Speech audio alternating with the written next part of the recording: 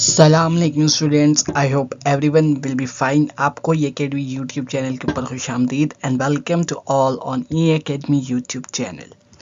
Students, आज की इस वीडियो में हम डिस्कस करेंगे class 9 chemistry chapter number 7 electrochemistry, और जो टॉपिक हम डिस्कस करेंगे वो है electrolytic sales.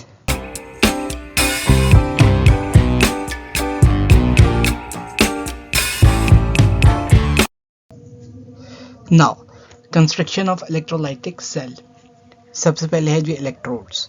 Electrodes two types के होते हैं, anode and cathode.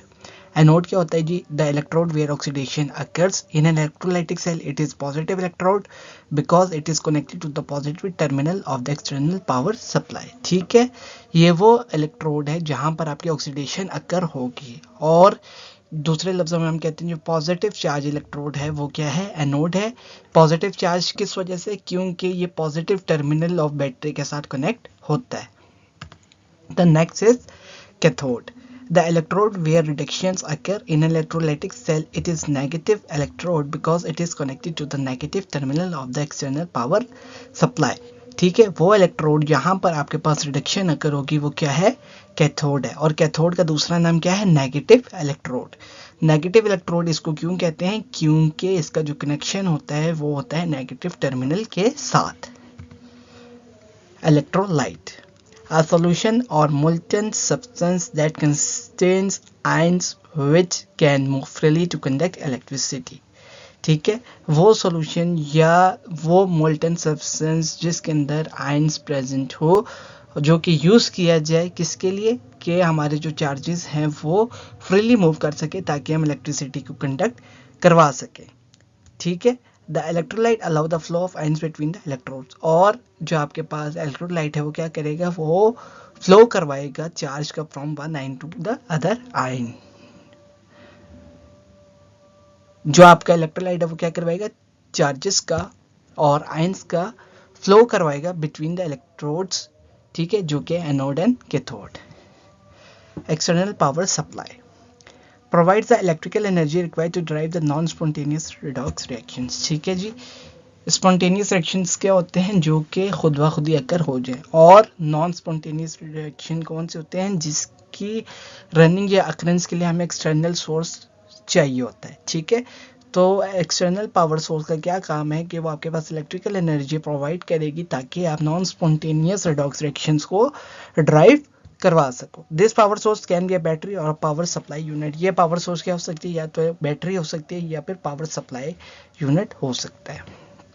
Cell container, the container holds the electrolyte and electrodes. ठीक है, कंटेनर क्या है? एक बॉक्स टाइप है जिसके अंदर आपके पास इलेक्ट्रोलाइट और इलेक्ट्रोड्स होते हैं, होल्ड होते हैं।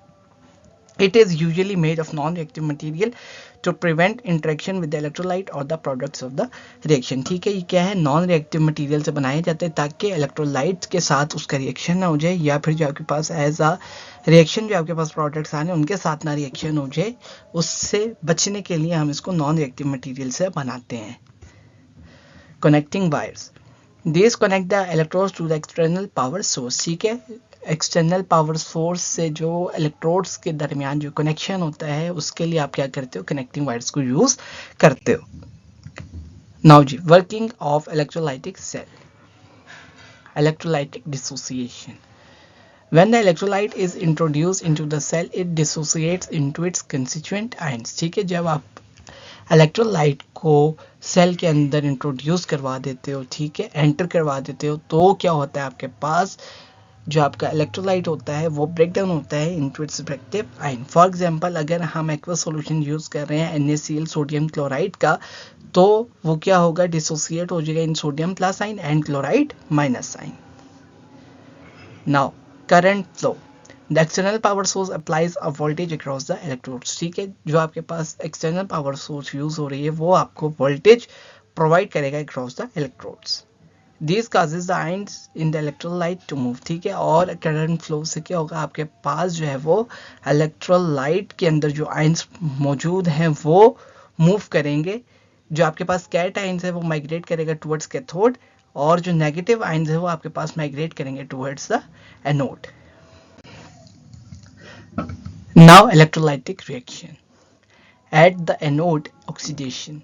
The anode attracts ion. At the anode these ions loses electron. ठीक है, एनोड क्या करेगा, आपके पास जो एन आइंस है उनको अपने पास जो है वो अट्रैक्ट करेगा और वहां पर क्या होगा, एन आइंस इलेक्ट्रॉन्स को लूज कर देंगे और ऐसा रिएक्शन जहां पे आपके पास इलेक्ट्रॉन का लॉस हो रहा हो तो वो क्या होगा, ऑक्सीडेशन रिएक्शन होगा। तो इसकी वजह से आपके पास एनोड के ऊपर क्या होगा, ऑक्सीडेशन रिएक्शन प्रोड्यूस होगा। For example in the electrolysis of water, water molecule loses electron to form oxygen gas and hydrogen ions. ठीक है, अगर आपके पास इलेक्ट्रोलाइसिस हो रही है वाटर की तो जो वाटर का मॉलिक्यूल है वो इलेक्ट्रॉन को लूज करेगा ताकि ऑक्सीजन गैस और हाइड्रोजन आयन को प्रोड्यूस कर सके। जो आपके पास रिएक्शन है वो क्या है जी, 2H2O will get converted into O2 plus 4H plus ions plus 4 electrons. अच्छा जी, at cathode reduction, the cathode attracts cations. At the cathode these cations gains electron. ठीक है, जो कैथोड आपके पास है वो अट्रैक्ट करेगा कैटाइंस को और कैथोड पे पहुंचने के बाद कैटाइंस क्या करेंगे, इलेक्ट्रॉन को गेन करेंगे। कौन सा इलेक्ट्रॉन, वो इलेक्ट्रॉन जो आपके N9 ने लूज किए थे एट एनोड वो एक्सेप्ट हो जाएंगे at cathode by cations. For instance, in the electrolysis of water, hydrogen ions gain electron to form hydrogen gas. ठीक है, अगर आप वाटर के इलेक्ट्रोलाइसिस करवा रहे हो तो हाइड्रोजन आयन क्या करेगा, इलेक्ट्रॉन्स को गेन करेगा और एज अ रिजल्ट आपके पास हाइड्रोजन गैस फॉर्म हो जाएगी।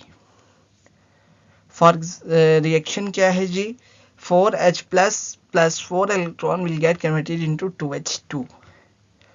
अच्छा जी, overall reaction in electrolysis of water, electrolysis of water का ओवरऑल रिएक्शन क्या है। In the electrolysis of water the overall reaction can be summarized as 2H2O will get converted into 2H2 plus O2। ठीक हो गया जी। Now uses of electrolytic cell, सबसे पहले है जी electroplating. Electroplating is a process where a layer of metal is deposited onto a surface to improve its appearance, prevent corrosion और enhance its properties। ठीक है, इलेक्ट्रोप्लेटिंग क्या है, किसी मेटल के ऊपर दूसरे मेटल की लेयर को चढ़ाना, कवर करना, तो उस प्रोसेस को हम कहते हैं इलेक्ट्रोप्लेटिंग। और इसका पर्पस क्या होता है कि आपके पास जो है वो आई अपीलिंग अपीयरेंस आ जाती है, कोरोजन से प्रिवेंशन हो जाती है और जो उसकी बाकी केमिकल या मैकेनिकल प्रॉपर्टीज हैं वो इनहेंस हो जाती हैं। Common applications include jewellery, applying a thin layer of gold और silver on to less expensive metals. ठीक है, जो आपके पास लेस एक्सपेंसिव मेटल है जैसे कि आयरन और स्टील हो गया, उसके ऊपर आप क्या कर रहे हो, गोल्ड या चांदी के पानी को चढ़ा रहे हो, तो उससे क्या हो रहा है, आपके पास जो है वो आई अपीलिंग अपीयरेंस आ रही है। Automotive parts, coating parts with chromium और निकल for improve durability and aesthetic appeal. ठीक है, जो आपके पास ऑटोमोबाइल के डिफरेंट पार्ट्स हैं उनके ऊपर आप क्या कर रहे हो, प्लेटिंग कर रहे हो, किसकी, क्रोमियम और निकल की। उससे क्या होगा कि आपकी ड्यूरेबिलिटी इनहेंस हो जाएगी और आपके पास जो है वो अपील भी अच्छी आ जाएगी।